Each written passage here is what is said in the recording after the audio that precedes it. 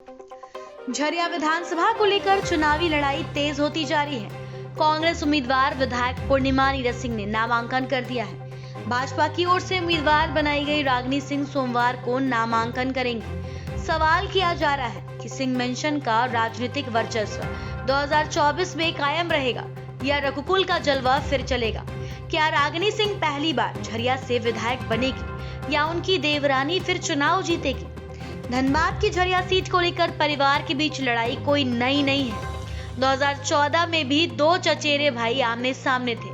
2019 में जेठानी और देवरानी के बीच चुनावी जंग हुई, जिसमें पूर्णिमा नीरज सिंह चुनाव जीत गई।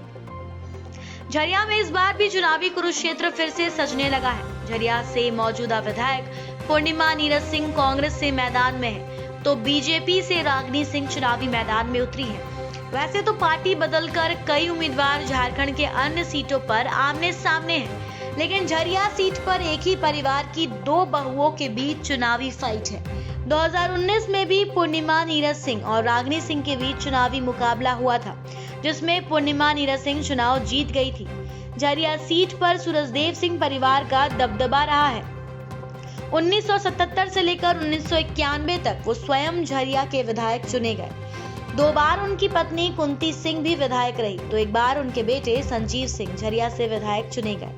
2019 में पूर्णिमा नीरज सिंह झरिया से विधायक चुनी गई।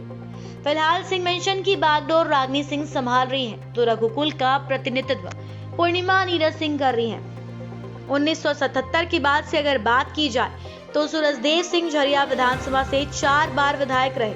उनके निधन के बाद 2 बार उनकी पत्नी और 1 बार उनका बेटा विधायक रहे। उनके भाई बच्चा सिंह भी विधायक रहे। 2019 के विधानसभा चुनाव में पूर्णिमा नीरज सिंह को 79,786 वोट मिले थे। 2024 का चुनाव फिर आ गया। इसके पहले 2024 में लोकसभा का चुनाव भी हुआ। लोकसभा चुनाव में झरिया विधानसभा से कांग्रेस पिछड़ गई और भाजपा को यहां लीड मिली। अब 2024 विधानसभा चुनाव की तैयारी है और झरिया सीट निश्चित रूप से विधानसभा चुनाव में महत्वपूर्ण सीट होगी। वैसे झरिया की भौगोलिक बनावट भी विचित्र है। राजा के शहर झरिया की बूढ़ी हड्डियां आज 8-8 आंसू बहा रही है।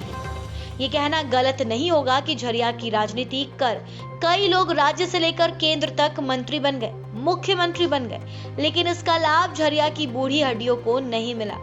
आज झरिया प्रदूषण से करा रही है। झरिया की जनता बूंद बूंद पानी के लिए तरस रही है। झरिया के रैयत पुनर्वास के लिए प्रयास कर रहे हैं। झरिया का संशोधित मास्टर प्लान कैबिनेट से पारित नहीं हुआ। नतीजा हुआ कि 1 लाख से कुछ अधिक लोगों का पुनर्वास ठप पड़ गया है। झरिया में टकराव की राजनीति भी खूब चलती है। ये राजनीति आज से नहीं बल्कि बहुत पहले से चलती आ रही है। एक समय तो झरिया की हैसियत कुछ ऐसी थी कि झरिया से ही लोग धनबाद को जानते थे, लेकिन आज ये गौरवशाली झरिया सुविधाओं की मांग कर रही है।